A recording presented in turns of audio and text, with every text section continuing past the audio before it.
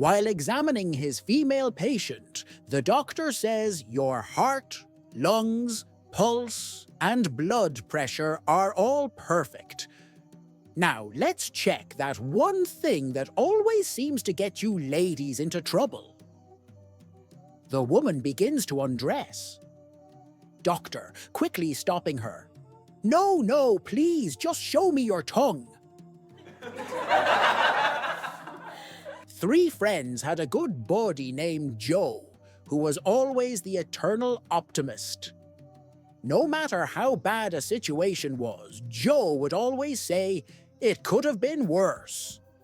His friends couldn't stand that about him, so they decided to come up with a scenario so awful that even Joe wouldn't be able to find a silver lining.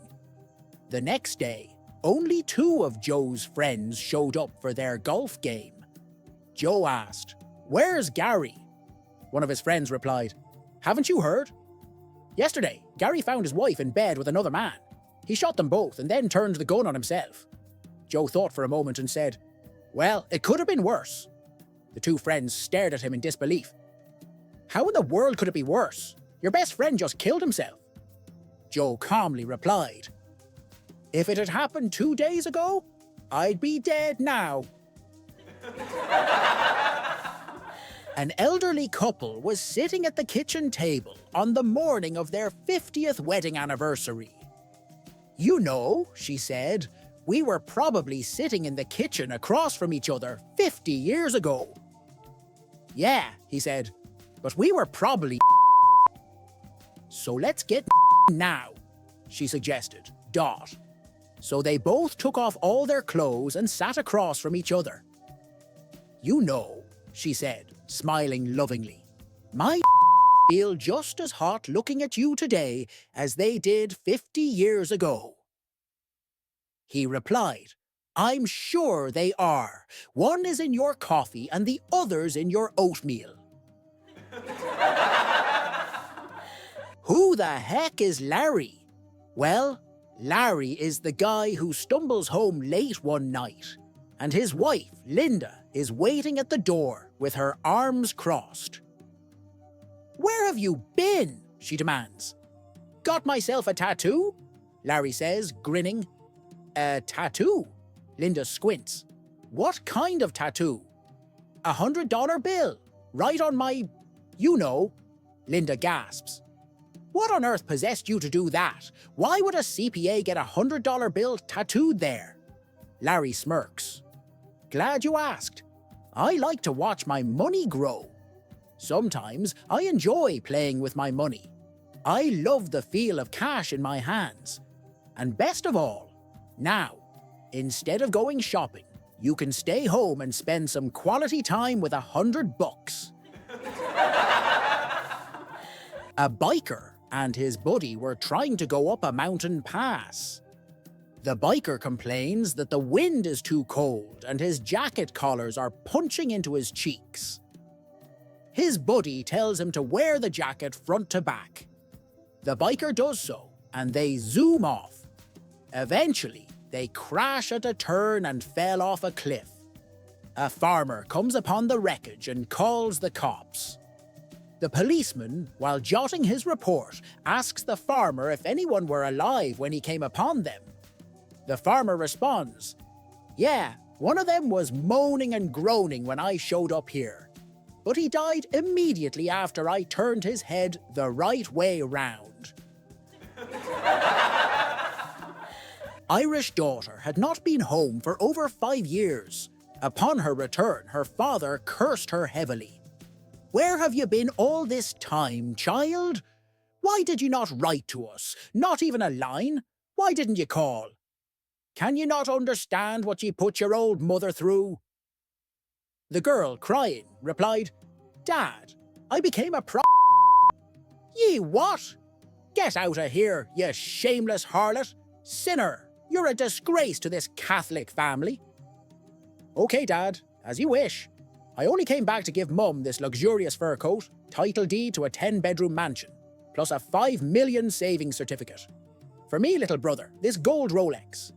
And for ye, Daddy, the sparkling new Mercedes limited edition convertible that's parked outside plus a membership to the country club takes a breath. And an invitation for ye all to spend New Year's Eve on board my new yacht in the Riviera. What was it you said ye had become? Says Dad. Girl, crying again. Daddy. Oh my goodness. Ye scared me half to death, girl. I thought ye said a Protestant. Come here and give your old dad a hug. A guy with a 25-inch goes to a witch doctor and asks, "Can you help me shorten it? Women won't sleep with me. It's just too big." The witch doctor replies, "I can't, but there's a magical frog in the forest, by a pond. Every time the frog says no to something, your wish will come true." Excited, the man finds the frog and asks, "Frog, will you marry me?" The frog looks at him and croaks, "No!" He looks down. His has shrunk 5 inches. Still too big? He asks again, "Frog, will you marry me?" The frog, now annoyed, says, "No!" Another 5 inches gone. Thinking one last time would be perfect, he confidently asks, "Frog, will you marry me?" The frog, now furious, shouts, "No, no!" And for the last time, "No!" The boss starts noticing that one of his employees, Dave, is getting a lot of attention from the ladies. Curious, he pulls Dave aside one day and asks, "All right, what's your secret?" Dave smirks and says, "Well, before things get started, I give myself a little trick. I tap my, equipment against the bedside table a few times. It numbs it up, helps me last longer." The boss nods, tucking away this newfound wisdom. Later that night, he gets home and sees his wife in the shower. Perfect timing. Excited, he quickly undresses and, remembering Dave's trick, starts tapping himself against the dresser.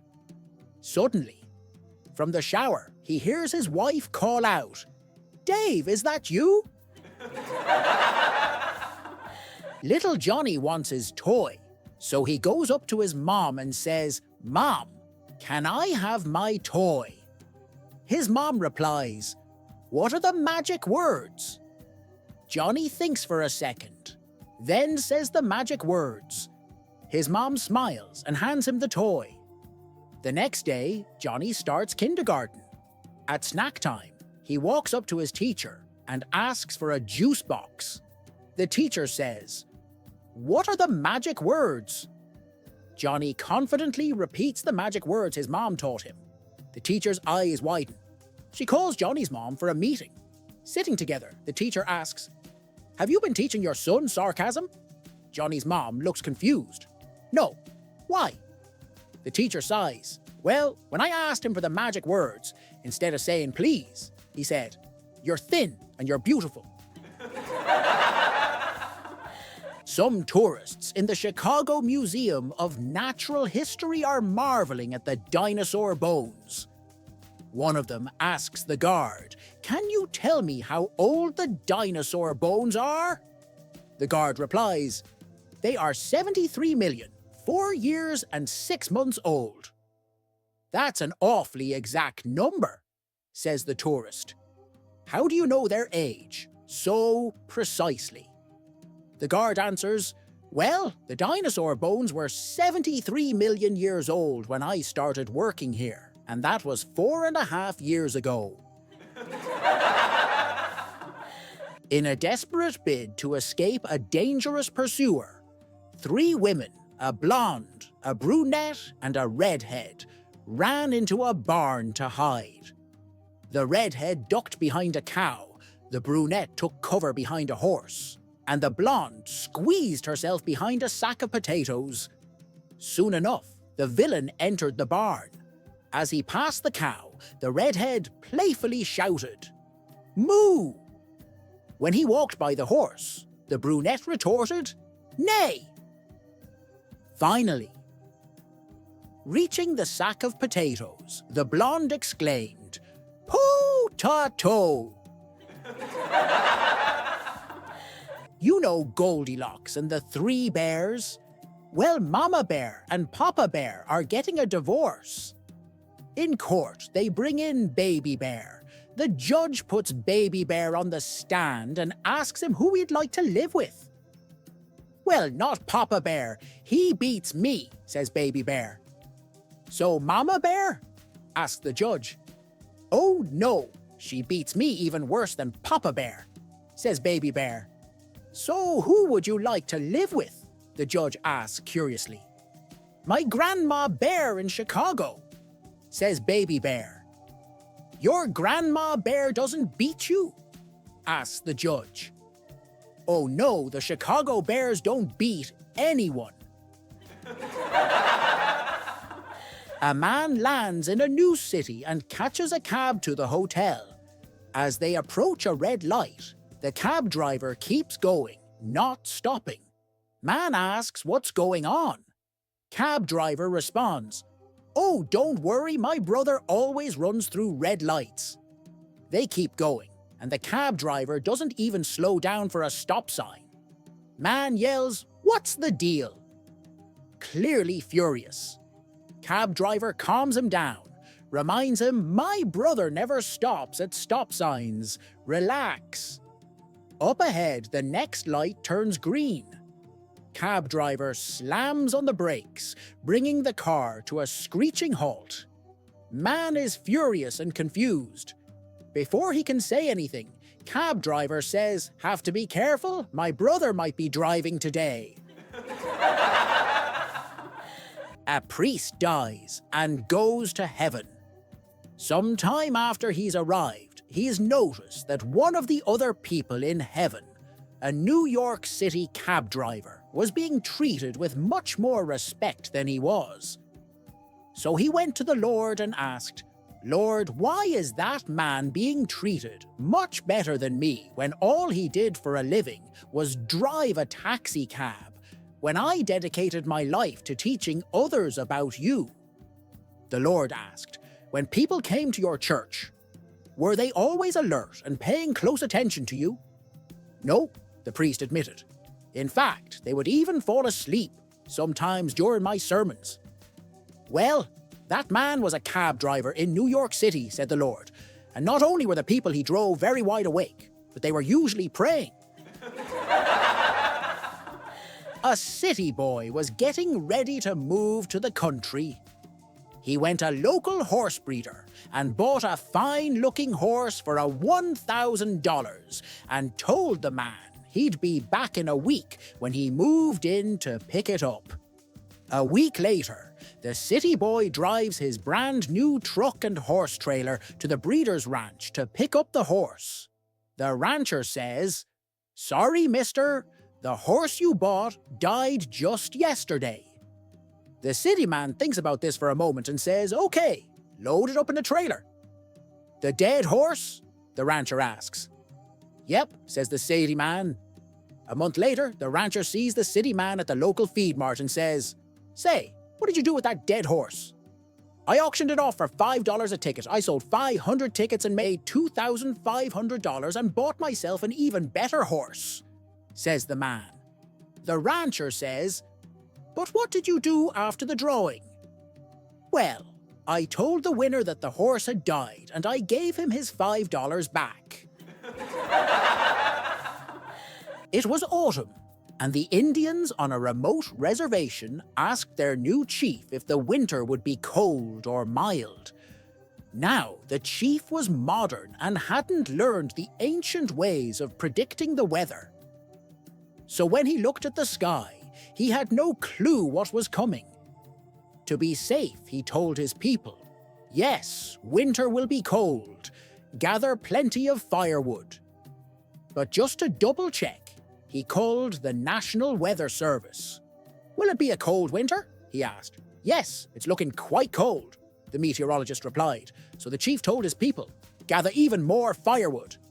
A week later, he called again. Are you sure it'll be a very cold winter? Yes, the meteorologist said. It's looking extremely cold. The chief ran back and ordered his people to gather every last piece of wood they could find. 2 weeks later, He called one last time. "Are you absolutely sure it's going to be one of the coldest winters ever?" "No doubt about it," the weatherman said. "The Indians are collecting firewood like crazy." An elderly Florida woman finished her shopping and headed to the parking lot, only to discover 4 men sitting in her car, preparing to drive off.